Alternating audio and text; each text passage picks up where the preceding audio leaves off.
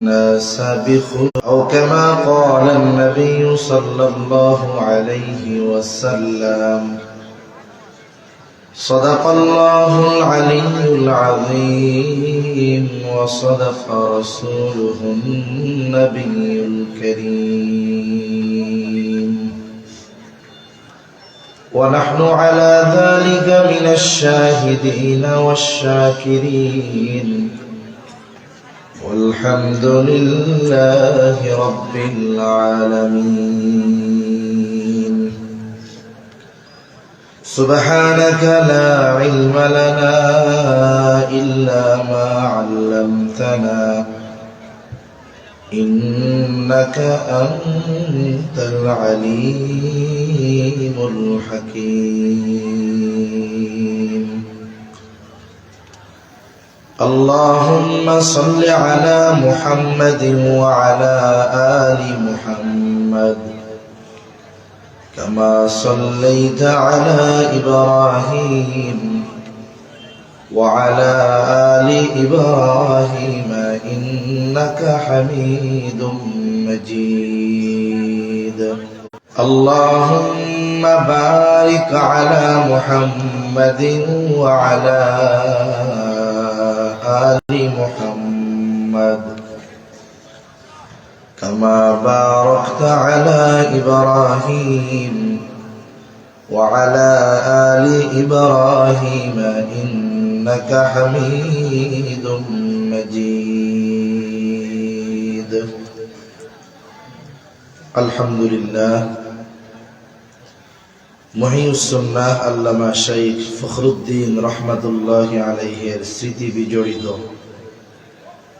জামিয়া ইসলামিয়া কওমিয়া দারুস সুন্নাহ ওয়াল মুকাপ্পন মাদ্রাসা ওসমানীনগর সিলেটের ৭৪তম বার্ষিক জলসার সম্মানিত শ্রদ্ধেয় সভাপতি মণ্ডলী, আমন্ত্রিত উলামায়ে কেরাম, সামনে উপস্থিত মুরব্বিয়ানে কেরাম, সমবয়সী যুবক বন্ধু, মাইকের আওয়াজ যত দূরে যায় নিজ নিজ স্থানে অবস্থানরতা সম্মানিতা শ্রদ্ধা মা ও বোন, আল্লাহ রাব্বুল আলামিনের দরবারে অগণিত শুকর যে মহান মালিক হায়াতে বরকত দিয়ে সুস্থ রেখে এই গভীর রজনী পর্যন্ত বিজ্ঞ সুবিজ্ঞ উলামা হযরতদের জবান থেকে খুবই গুরুত্বপূর্ণ কথা শ্রবণ করবার, আমাকেও আপনাদের খেদমতে কিছু দ্বীনি কথা বলবার সুযোগ যে মহান মনিব দান করেছেন, সে মহান মনিবকে খুশি করার জন্য মহব্বতের সাথে জবান খুলে অন্তর থেকে আমরা একবার কালিমাতুশ শুকর পাঠ করি। আলহামদুলিল্লাহ। অগণিত দুরূদ ও সালাম সাইয়্যিদুল আম্বিয়া, আশরাফুল আম্বিয়া, খাতামুল আম্বিয়া, ইমামুল মুরসালিন, রাহমাতুল লিল আলামিন মুহাম্মাদুর রাসূলুল্লাহ সাল্লাল্লাহু আলাইহি ওয়াসাল্লামের উপর। আমি আপনাদের খেদমতে পবিত্র কোরআনুল কারীমের একটা আয়াত ও রাসূল আকরাম সাল্লাল্লাহু আলাইহি ওয়াসাল্লামের অগণিত হাদিস থেকে একটা হাদিস পাঠ করেছি। আল্লাহ তাআলার কাছে তৌফিক চাই, আল্লাহ তাআলা কিছু কথা বলার তৌফিক দান করেন যে কথাগুলো আমাদের সবার দুনিয়া এবং আখিরাতের জন্য কল্যাণকর হয়। সকলে বলি আমিন। আসলে এত রাতে আলোচনা করায় আমি সাধারণত অভ্যস্ত না, তারপরেও চিন্তা করতেছিলাম আমি তো এমনি নিজেই জিমায় জিমায় কথা বলি, তা আমিও যদি জিমাই, শ্রোতাও যদি জিমায়, তাহলে ভালো, একসাথেই সবাই ঘুমায় যাওয়া যাবে। কিন্তু আমার আগে আমার মোহাম্মদের ভাই আলী হাসান ওসামা ভাই বয়ান করেছেন, তা শ্রোতাদের যে আওয়াজ, তা আমার মনে হচ্ছিল একটু আগে মনে হয় এশার নামাজ শেষ হয়েছে। তা মোটামুটি আশা করি এখন যারা আছেন একটু কিছু সময় হলেও সজাগ থাকা যাবে তো ইনশাআল্লাহ। আল্লাহ তাআলা তৌফিক দান করেন বলি আমিন। আল্লাহ সুবহানাহু ওয়া তাআলা যে আয়াতখানা তিলাওয়াত করেছি, উক্ত আয়াতের মধ্যে আল্লাহ তাআলা বলেন, হে ইমামদারেরা, তোমরা আল্লাহ তাআলাকে ভয় করো, ভয় করার মতো ভয়, আর মুসলমান না হয়ে মৃত্যুবরণ করো না। আল্লাহ তাআলা এখানে মুসলমান হওয়ার আগে মরতে মানা করছেন। এই জায়গায় কয়েকটা মেসেজ আছে, খবর আছে। প্রথম বিষয় হলো, আল্লাহ তাআলা প্রথমে ইমানদার বলে ডাক দিয়েছেন, এরপরে তাকওয়ার কথা বলেছেন, এরপরে মৃত্যুর কথা বলেছেন যে মুসলমান না হয়ে মৃত্যুবরণ করো না। ধারাবাহিকতার দিকে যদি খেয়াল করা হয় তাহলে ইমানদার, তাকওয়া, মুসলমান, মৃত্যু। কথা কি বুঝতেছেন? ইমানদার, তাকওয়া, মুসলমান, মৃত্যু। তাহলে মুসলমান হতে হলে তাকওয়া অর্জন করতে হবে। আর প্রকৃত তাকওয়া এটা ইমানদারেরাই হইতে পারে। সাথে সাথে হাদিস খানার মধ্যে নবীজি সাল্লাল্লাহু আলাইহি ওয়াসাল্লাম হযরত আবু যর রাদিয়াল্লাহু তাআলা আনহুকে নসিহত করতেছেন। রাসূল সাল্লাল্লাহু আলাইহি ওয়াসাল্লাম যখন এই নসিহতগুলো করতেছেন, নবীজির সাথে হযরত আবু যর রাদিয়াল্লাহু তাআলা আনহু একা ছিলেন। হযরত আবু যর রাদিয়াল্লাহু তাআলা আনহু বলেন, قال لي رسول الله صلى الله عليه وسلم রাসূলুল্লাহ সাল্লাল্লাহু আলাইহি ওয়াসাল্লাম আমাকে বলেছেন, ইয়া আবু যর, হে আবু যর, ইত্তাকিল্লাহা হাইসুমা কুনতা, হে আবু যর, তুমি যেখানেই থাকো না কেন আল্লাহ তাআলাকে ভয় করবা। রাসূল আকরাম সাল্লাল্লাহু আলাইহি ওয়াসাল্লাম আবু যর রাদিয়াল্লাহু তাআলা আনহুকে তাকওয়ার নির্দেশ দিয়েছেন। শুধু তাই না, আল্লাহ তাআলা কোরআনুল কারীমের মধ্যে আমাদের তাকওয়া অর্জনের জন্য নির্দেশ দিয়েছেন। তার মানে মুসলমান যদি প্রকৃতপক্ষে হতে হয়, অবশ্যই অবশ্যই আমাদের সকলকে তাকওয়া অর্জন করতে হবে। কোরআনুল কারীমের মধ্যে আল্লাহ তাআলা তাকওয়ার কথা বারবার বলেছেন। সাধারণত তাকওয়ার দুইটি অর্থ বেশি ব্যবহার হয়ে থাকে। আবার তাকওয়া অর্জনের নির্দেশ আল্লাহ তাআলা কখনো সমগ্র মানব জাতিকে উদ্দেশ্য করে দিয়েছেন, কখনো শুধুমাত্র ঈমানদারদের উদ্দেশ্য করে তাকওয়া অর্জনের নির্দেশ দিয়েছেন। যেমন কোরআনুল কারীমে আল্লাহ তাআলা এক জায়গায় বলেন, ইয়া আইয়ুহান নাসুত্তাকু রাব্বাকুমুল্লাযী খালাকাকুম মিন নাফসিন ওয়াহিদাহ ওয়া খালাকা মিনহা যাওজাহা ওয়া বাসসা মিনহুমা রিজালান কাসীরান ওয়া নিসাআ। এই জায়গায় আল্লাহ তাআলা তাকওয়া অর্জনের নির্দেশ দিয়েছেন সমগ্র মানব জাতিকে। ইয়া আইয়ুহান নাসুত্তাকু রাব্বাকুম, হে মানব সম্প্রদায় তোমরা ভয় করো। বলে এই জায়গায় তাকওয়া দ্বারা উদ্দেশ্য হলো ঈমান। তার মানে আল্লাহ তাআলা বলেন, হে মানব সম্প্রদায় তোমরা তোমাদের রবের উপরে ঈমান আনো। বলে কোন রব? যিনি তোমাদেরকে একটি প্রাণ থেকে সৃষ্টি করেছে। এ পৃথিবীতে যত মানুষ আছে, হোক মুসলিম অমুসলিম, আস্তিক কিংবা নাস্তিক, বলেন তো সব মানুষের রব কে? মুসলিমের রব আল্লাহ, অমুসলিমের রব আল্লাহ। এখানে তাকওয়া দ্বারা উদ্দেশ্য হলো সকল মানুষকে আল্লাহ বলতেছেন ঈমান আনা। কারণ তাকওয়ার সর্বনিম্ন স্তর হলো ঈমান আনা। যখন কোনো ব্যক্তি ঈমান আনে সে তাকওয়ার দরজা দিয়ে প্রবেশ করে। কিন্তু যখন ঈমানদারদেরকে তাকওয়া অর্জনের নির্দেশ আল্লাহ তাআলা দেন, তখন তাকওয়ার অর্থ কি? আল্লাহ তাআলা কোরআনুল কারীমের মধ্যে বলেন, ইয়া আইয়ুহাল্লাযীনা আমানুত্তাকুল্লাহ,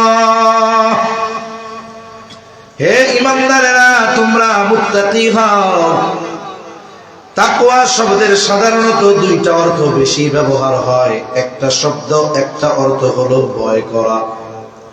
তাকওয়া শব্দের এক অর্থ হলো ভয় করা।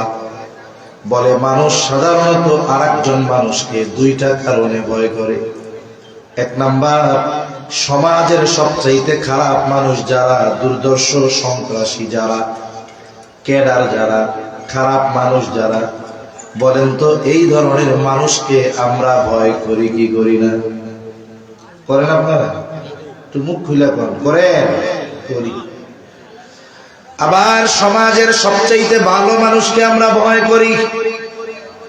বলে দুইজন যুবক এক রাস্তার উপরে দাঁড়িয়ে সিগারেট খাচ্ছে, হঠাৎ তাকায়া দেখে এলাকার সবচাইতে বুজুর্গ মানুষটা ওই দিকে আসতেছে। এখন সিগারেটটা হাতের থেকে ফালায়া দিল দূরে। আর একজন বলে মাত্র 20 টাকা দিয়ে কিনলাম, ফালায়া দিলি কেন? বলে দেখ ওই যে হুজুর আসতেছে। হুজুর কেন? হুজুর কি তোরে মারবে নাকি? ভয় লাগে নাকি? হুজুর কি তোকে শাস্তি দিবে নাকি? বলে না। বলে উনি আমাদের এলাকার সবচাইতে বড় আলেম, সবচাইতে বড় বুজুর্গ, ওনার সামনে কোনো প্রকার অন্যায় করা যাবে না। তাহলে মানুষ খারাপ মানুষকেও ভয় করে, ভালো মানুষকেও ভয় করে। বলে তো দুই ভয় কি এক? খারাপ মানুষকে ভয় করে বলে এই ভয়ের মধ্যে থাকে ঘৃণা, ঘৃণা। কিন্তু যখন ভালো মানুষকে ভয় করে বলে এই ভয়ের মধ্যে থাকে আজমত, সম্মান, মহব্বত। তাকওয়া শব্দের আরেক অর্থ হলো বিরত থাকা, বেঁচে থাকা। বলে কিসের থেকে? বলে আল্লাহ তাআলা যা থেকে আমাদের নিষেধ করেছেন সেগুলো থেকে বেঁচে থাকা। এখন তাকওয়া শব্দের প্রথম অর্থ ভয় করা। বলে ভয় করতে হবে কাকে? জোরে বলে। তবে এই ভয়ের সাথে থাকবে আজমত, এই ভয়ের সাথে থাকবে মহব্বত। বলে আল্লাহকে ভালোবেসে ভয় করে আল্লাহ তাআলার নিষেধ সমূহ থেকে বেঁচে থাকার নাম হলো তাকওয়া। আর যেই মুমিন আল্লাহকে ভালোবেসে আল্লাহকে ভয় করে আল্লাহর নিষেধ সমূহ থেকে বেঁচে থাকে, ওই মুমিন হলো মুত্তাকি মুমিন। তাহলে মুমিনদেরকে আল্লাহ তাআলা মুত্তাকি হওয়ার নির্দেশ দিয়েছেন। মানে কি? আল্লাহ বলেন, হে ইমানদারেরা, তোমরা আল্লাহ তাআলাকে ভয় করে তার নিষেধ সমূহ থেকে বেঁচে থাকো। যেই মুমিন আল্লাহ তাআলাকে ভয় করে আল্লাহর নিষেধ সমূহ থেকে বেঁচে থাকে, বলে সেই মুমিন হলো মুত্তাকি মুমিন। এখন আমরা তো ইমানদার, মুত্তাকি। মুত্তাকির একেবারে নিম্ন স্তর অর্জন করে ফেলছি। এখন সর্বস্তরের মুত্তাকি হওয়ার জন্য কি দরকার? আল্লাহ তাআলাকে ভালোবেসে ভয় করে তার নিষেধ সমূহ থেকে বেঁচে থাকা দরকার। ঠিক কিনা? কোরআনুল কারীমের অন্যতম একটি বৈশিষ্ট্য হলো আল্লাহ সুবহানাহু ওয়া তাআলা কোরআনুল কারীমে বান্দাকে শুধু আদেশ করেন এমনটা নয়, বরং বান্দা ওই আদেশ কিভাবে বাস্তবায়ন করবে সে পদ্ধতিও যিনি বলে দেন তিনি কে? আল্লাহ। ঘুমাসে যেমনি কইতেছেন ঘুমিতে আসার কথা। তাকবীর দেন, নারায়ে তাকবীর। মাশাআল্লাহ।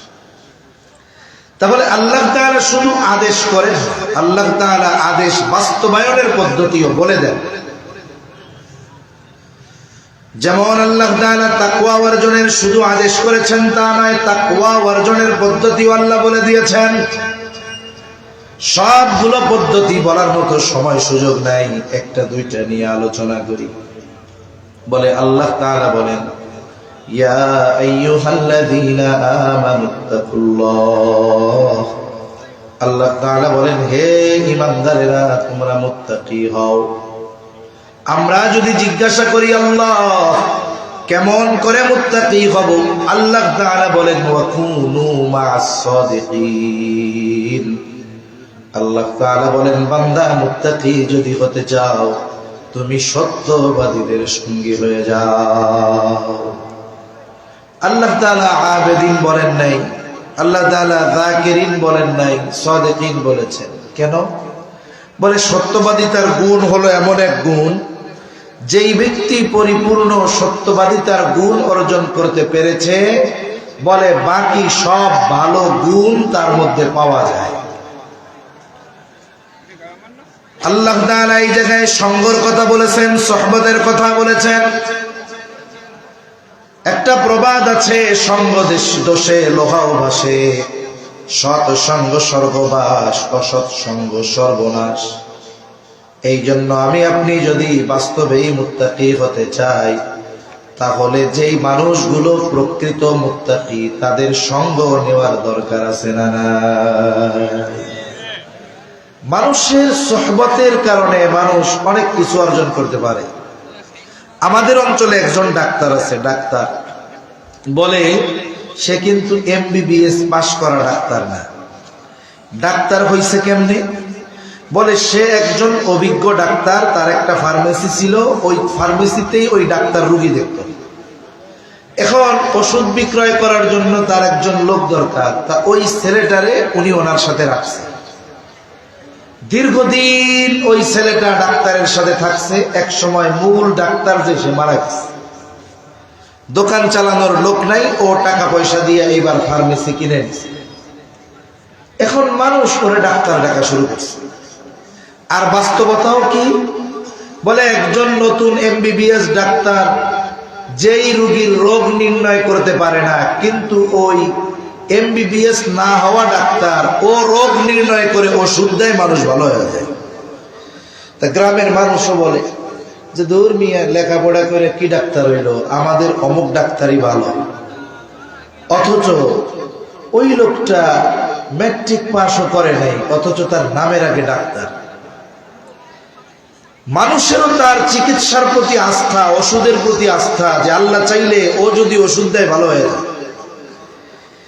এই মানুষটা অশিক্ষিত হিসেবে ডাক্তার হিসাবে সে তো অশিক্ষিত, কারণ একজন ডাক্তার তো হুট করে নামের সাথে ডাক্তার লাগাবে না। সে ম্যাট্রিক পাস করবে, আইএ পাস করবে, এরপরে যদি ভর্তি পরীক্ষা দেওয়ার জন্য যোগ্য হয় ভর্তি পরীক্ষা দিবে, পাস করলে এরপরে MBBS পড়বে। কমপক্ষে 4 বছর পড়াশোনার পর MBBS কমপ্লিট। এখনই রোগী দেখতে পারবে না, বলে ইন্টার্নি করতে হবে, আর একজন ডাক্তারের সোহবতে থাকতে হবে 1 বছর 2 বছর, যার যেরকম টাইম লাগে। এরপরে ওই যার সাথে ইন্টার্নি করছে, যার সোহবতে আছে, ও সার্টিফিকেট দিবে যে না, এখন থেকে ও রোগী দেখতে পারবে, প্রেসক্রিপশন লিখতে পারবে। এই ব্যক্তির নামের আগে ডাক্তার লেখার জন্য কত বছর সময় লাগছে, আর ওই লোক এক ডাক্তারের সাথে থাইকা এখন অটোমেটিক ডাক্তার হয়ে গেছে। কেন হয়েছে? বলে 15-16 বছর একজন অভিজ্ঞ ডাক্তারের সোহবতে থেকে, কাছে থেকে ও মোটামুটি অভিজ্ঞতা অর্জন করে ফেলছে কোন রোগ হইলে কি ওষুধ দিতে হবে। এজন্য মানুষের সঙ্গের কারণে মানুষের মধ্যে মানুষের প্রভাব বিস্তার হয়। যেমন চম্বুক একটি পদার্থ, বলে লোহার একটা পদার্থ, লোহা চম্বুকের চাইতেও শক্ত, কিন্তু চম্বুকের মধ্যে একটা গুণ আছে, আর একটা লোহাকে আকর্ষণ করা, লোহার মধ্যে এটা নাই। এখন লোহা যদি এই চিন্তা করে আমি অনেক শক্তিশালী, এই গুণ চম্বুকের কাছ থেকে কাইড়া নিব, এটা কি সম্ভব? এইবার যদি লোহা ওই চিন্তা না করে চম্বুকের সাথে 1 মাস 2 মাস লেগে থাকে, 2 মাস পর চম্বুক থেকে লোহাটাকে আলাদা করে যখন ওই লোহাটা আর একটা লোহার দিকে ধরা হয়, দেখা যায় চম্বুকের সাথে থাকার কারণে লোহার মধ্যে চম্বুকের আকর্ষণ করার যোগ্যতা চলে আসে। এজন্য আমরা যদি আমাদের চরিত্রকে উন্নত করতে চাই, তাহলে চারিত্রিক দিক দিয়ে যে আমার চাইতে উন্নত, আমাকে তার সঙ্গ গ্রহণ করতে হবে। আর আমি যদি আমার চাইতে চরিত্রের দিক দিয়ে যার অবস্থান নিচে, তার সঙ্গ গ্রহণ করি, সময়ের সাথে সাথে আমার চরিত্র আপ না আরো ডাউন হবে। এজন্য আল্লাহ তাআলা বলেন, যদি মুত্তাকি হতে চাও সত্যবাদীদের সঙ্গী হয়ে যাও। আবার আল্লাহ তাআলা এক জায়গায় বলেন, ইয়া আইয়ুহাল্লাযীনা আমানুত্তাকুল্লাহ। আল্লাহ তাআলা বলেন, হে ঈমানদারেরা, তোমরা মুত্তাকি হও। আমরা জিজ্ঞাসা করলাম, আল্লাহ কেমন করে মুত্তাকি হব? আল্লাহ তাআলা বলেন, ওয়াল তানজুর নাফসুম মা কদ্দামাত লিগাদ। আল্লাহ তাআলা বলেন, তুমি নিজের দিকে নজর দাও, তুমি আগামীর জন্য কি প্রেরণ করেছ। আগামী বলতে ভবিষ্যৎ। ভবিষ্যৎ একটা হলো অনিশ্চিত, আর একটা হলো সুনিশ্চিত ভবিষ্যৎ। আল্লাহ তাআলা আমাদেরকে সুনিশ্চিত ভবিষ্যতের দিকে নজর দিতে বলেছেন, কিন্তু আফসোস আমরা অনিশ্চিত ভবিষ্যৎ নিয়ে চিন্তিত। যেমন একটা ছেলে সরকারি চাকরি পেয়েছে 20 বছর বা 22 বছর বয়সে। এই সরকারি চাকরি থেকে সে অবসর নিবে কত বছরে? যদি চাকরি ফুলফিল করে বলে 60 বছর বয়সে। 20 বছরে চাকরিতে ঢুকছে, অবসর কত বছরে? 60 বছরে। চাকরি করবে কত বছর যদি হায়াত থাকে? 40 বছর। 20 বছর বয়সে যখন চাকরি শুরু হলো, গভর্নমেন্ট প্রতি মাসে তাকে একটা বেতন দেয়, কিন্তু বেতনের পরিপূর্ণ টাকা তাকে দেয় না, কিছু টাকা তার বেতন থেকে কেটে রাখে। বলে কেন? কেমন যেন গভর্নমেন্ট বলতেছে, শোনো, এই 40 বছর চাকরি করবা, তোমার বেতন থেকে অল্প অল্প কিছু টাকা কেটে কেটে জমাবো। তোমার যখন চাকরি শেষ হয়ে যাবে, 60 বছর 62 বছর বয়স, তুমি বুড়া হয়ে যাবা, তখন তোমার চাকরি করার ক্ষমতা থাকবে না, কাজ করার সামর্থ্য থাকবে না। বাড়িতে বসে বসে কি খাবা? তোমার কোনো টেনশন নাই, তোমার কোনো চিন্তা নাই। তুমি 40 বছর চাকরি করতে থাকো। চাকরি যখন শেষ, যেই পরিমাণ টাকা 40 বছরে জমানো হবে, ওর কমপক্ষে দ্বিগুণ টাকা তোমাকে দিয়ে এরপরে বাড়িতে পাঠানো হবে, যাতে করে তুমি তোমার বার্ধক্যকালীন সময়টা বসে বসে তোমার খরচ চালাইতে পারো। সে নিজেও কিছু জমায়। কেন? বলে এখন চাকরি আছে, জমাই, যখন চাকরি থাকবে না বসে বসে খাবো। এই যে সরকারও টাকা জমায়, সেও টাকা জমায়, যেই ভবিষ্যতে ভালো থাকার জন্য, খাওয়ার জন্য। বলেন তো, এই ভবিষ্যৎ সুনিশ্চিত না অনিশ্চিত? কেন অনিশ্চিত? বলে ও 60 বছর পর্যন্ত বাঁচবে কিনা ওর কোনো গ্যারান্টি নাই। আল্লাহ তাআলা মূলত আমাদেরকে সুনিশ্চিত ভবিষ্যতের দিকে নজর দিতে বলেছেন। অনিশ্চিত ভবিষ্যতে ভালো থাকার জন্য কত পেরেশানি, কত চিন্তা, কত টেনশন, কিন্তু সুনিশ্চিত ভবিষ্যৎ মরার পর থেকে শুরু হয়। বলে সুনিশ্চিত ভবিষ্যৎ কবর, সুনিশ্চিত ভবিষ্যৎ হাসর, সুনিশ্চিত ভবিষ্যৎ কারো জন্য জান্নাত, কারো জন্য জাহান্নাম। কেমন যেন আল্লাহ তাআলা বলে, বান্দারে তুমি নিজের দিকে নজর দাও, ওই অনন্তকালে ভালো থাকার জন্য তুমি কি প্রেরণ করেছো?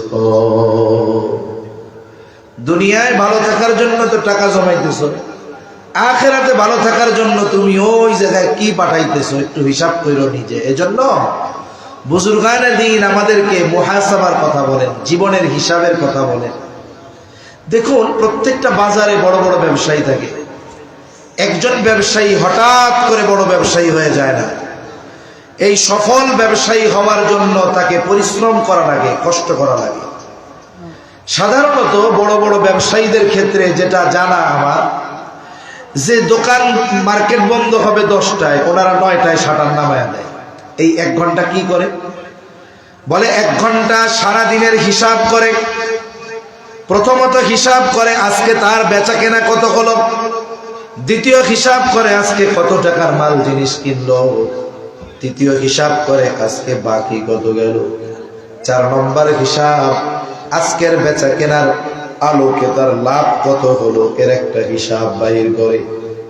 মনে করেন ব্যবসায়ী 1 লক্ষ টাকা যদি তার সেল হয়, লাভ হয় 20,000, কিন্তু হিসাব করতে গিয়ে দেখে 1 লাখ বিক্রয় হয়েছে ঠিক, বাকি গেছে 25,000। বলেন তো আজকের দিনে ব্যবসায়ীর যে লাভ, এই লাভের টাকা কি ব্যবসায়ীর পকেটে আছে নাকি? লাভেরটা তো নাই, উল্টা আরো নিজের যেই পুঁজি মূলধন, এখান থেকে আরো 5,000 মানুষের পকেটে গেছে। মানুষের অভ্যাস হইল সে বাকি নেওয়ার পরে অসুস্থ হয়ে যায়। এজন্য অনেক দোকানে লেখা থাকে, বাকি দিয়ে আপনাকে বিপদে ফেলতে চাই না। বুঝেন নাই? বাকি দিয়ে বিপদে ফেলতে চাই না। এখন ও হিসাব করছে, এই গতিতে যদি আমার ব্যবসা 1 মাস চলে, তাহলে লাভ তো বহুদূর, বরং আমার ব্যবসায় লাল বাতি জ্বলে যাওয়ার সম্ভাবনা আছে। এখন ও চিন্তা করতেছে, প্ল্যানিং, কালকে থেকে কিভাবে ব্যবসা করা যায়। এবার কর্মচারীদের বলে, এই শোনো, আগামীকাল থেকে আমার 1 লাখ টাকা বিক্রি করা লাগবে না, আমি নগদ বিক্রি করব 50,000, 1 লাখ বাকি বেচা 20,000 লাভ করার দরকার নেই। আমি নগদ 50,000 বিক্রয় করে 10,000 লাভ করব, তাও ভালো। কর্মচারীদের এইবার সে ডিরেকশন দেয়, আগামীকাল থেকে আমার বাপেও যদি বাকি চাই 1 টাকাও দিবা না। এখন দোকান বন্ধ করে বাড়িতে চলে গেল, বলে হিসাবের পরে ফলাফল কি? ফলাফল হলো আগামী দিন তার ব্যবসা কোন পদ্ধতিতে পরিচালিত হবে, এই রাতের হিসাবের কারণে সে এই বিষয়ের সিদ্ধান্ত নিতে সক্ষম হয়। এজন্য যেই ব্যবসায়ী তার ব্যবসার হিসাব দৈনন্দিন করে, বলে এই ব্যবসায়ী সফল ব্যবসায়ী হতে পারে। আর যদি ভবঘুরে ব্যবসায়ী হয়, কারণ অনেক মানুষ আমি দেখছি বাবা বিদেশে ছিল, সে বাড়িতে মোটরসাইকেল একটা নিয়ে ঘুরে বেড়াইতো। এখন বাবা বাড়ি আসছে, বিবাহ শাদী দিবে ছেলেকে, ছেলে তো বেকার, কেউ মেয়ে দিতে চায় না। এখন ছেলে বলে, আব্বা এক কাম করেন। কি কাম? আমার এই গোয়ালা বাজার একটা দোকান নিয়ে দেন, আমি ব্যবসা বাণিজ্য করি। যে জীবনে ব্যবসা করে নাই, ওরে কোটি টাকার পুঁজি দিলেও ব্যবসা টিকাইতে পারবে না। সুন্দর মতো 10 লাখ টাকা অ্যাডভান্স দিয়ে দোকান নিয়েছে, 10 লাখ টাকা দিয়ে ডেকোরেশন করেছে, 30 লাখ টাকার মাল উঠাই দিচ্ছে, কিন্তু ব্যবসার এক্সপিরিয়েন্স অভিজ্ঞতা তার জিরো। কি দেখা গেল? 1 বছরের মাথায় দোকান আছে, কিন্তু দোকানে কোনো মাল জিনিস নেই। কিন্তু অনেক ব্যবসায়ী আছে যাদের অভিজ্ঞতা এবং অধ্যবসায়, পরিশ্রম, 100 টাকার পুঁজি নিয়ে শুরু করছে 1 কোটি টাকার মালিক। সেদিন একজন আলেমের ব্যাপারে শুনতেছিলাম, উনি করোনার মধ্যে ব্যবসা শুরু করছে 2,500 টাকা পুঁজি দিয়ে। ওনাকে জিজ্ঞাসা করা হলো, এখন আপনার বিজনেস ভ্যালু কত, আপনার মূলধন কত? বলে, আমার এখন মূলধন 1 কোটি টাকার উপরে। 4 বছরের মধ্যে কোটি টাকায় পৌঁছিয়ে গেছে। ঘরে বসে আড্ডা মেরে নয়, বরং এই ব্যবসার পেছনে তাকে সময় দেওয়া লেগেছে এবং পরিশ্রম করা লাগছে। ঠিক কিনা বলুন? তাহলে সফল ব্যবসায়ী রাতে হিসাবের মাধ্যমে আগামী দিনের ব্যবসার কর্মপন্থা নির্ধারণ করে। বলে, আমি আপনিও রাতের বেলা হিসাব করব, তবে টাকা পয়সা নয়। বলে, আমার হায়াতের, আমার কর্মের, আমার আমলের হিসাব। এই জন্য বুজুর্গানে দিন বলেন, রাতের বেলা যখন ঘুমাইবা বালিশের সাথে মাথাটা লাগাইবা। আমাদের অভ্যাস হলো মোবাইলটা হাতে নেই, কিন্তু আধুনিক চিকিৎসা বিজ্ঞানও বলে এটা ঠিক নয়। কারণ আপনি বালিশের পাশে মোবাইল রেখে ঘুমাবেন, এর রেডিয়েশন আপনার ক্ষতির কারণ হতে পারে। কমপক্ষে 6 ফিট দূরে মোবাইলটা রেখে ঘুমান, মাথা লাগান বালিশের সাথে। একটু চিন্তা করেন, আজকে সারাদিন আমার ভালো কাজ কতগুলো, মন্দ কাজ কতগুলো, একটু হিসাব করেন। দেখা যাবে এক ব্যক্তি হিসাব শুরু করছে, বলে হিসাবের পরে দেখা গেল তার সারাদিন মন্দ কাজ বেশি, ভালো কাজ কম।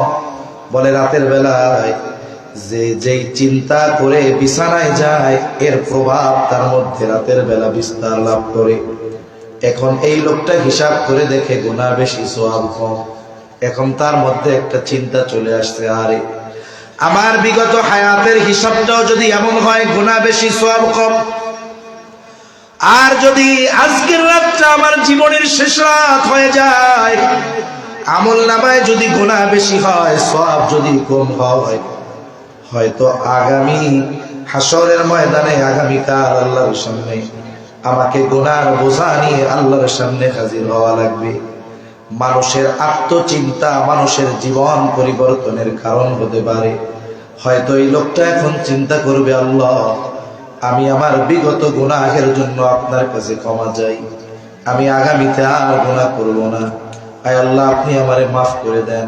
হয়তো একা একা আল্লাহ তাআলার কাছে খালেস তওবা করলো। আল্লাহ না করুক, হতে পারে সে রাতের বেলায় মারা গেল, কিন্তু এই খালেস তওবার কথা দুনিয়ার কেউ না জানলেও আল্লাহ তাআলা জানে। এই তওবার কারণে, এই চিন্তার কারণে হয়তোবা কিয়ামতের দিন ওই ব্যক্তি আমল নামায় গুনাহ শূন্য অবস্থায় আল্লাহ তাআলার সামনে হাজির হয়ে যাবে।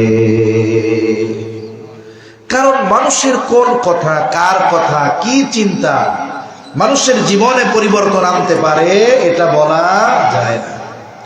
দেখুন, রাসূল আকরাম সাল্লাল্লাহু আলাইহি ওয়াসাল্লাম বনি ইসরাইলের এক জালেম, তার নাম হলো কিফিল। হাদিস বর্ণনাকারী বলেন, আব্দুল্লাহ ইবনে মাসউদ রাদিয়াল্লাহু তাআলা আনহু বলেন, নবীজি এই জালেম কিফিলের ঘটনা একবার দুইবার না বারবার আমাদেরকে শুনাইছেন। এই জালেমের অবস্থা কি ছিল? বলে এমন কোন পাপ নাই এই জালেম কিফিল সুদি কারবারি করত, মানুষকে সুদের উপরে টাকা দিত। একদিন একজন বিধবা মহিলা জালেম কিফিলের কাছে এসে বলে, কিফিল, আমি বড় অভাবে পড়েছি, আমার কিছু টাকা প্রয়োজন, আমারে কিছু টাকা কর্জ দাও, ধার দাও। যেই মানুষগুলো সুদি কারবারি করে এরা মানুষের বিপদে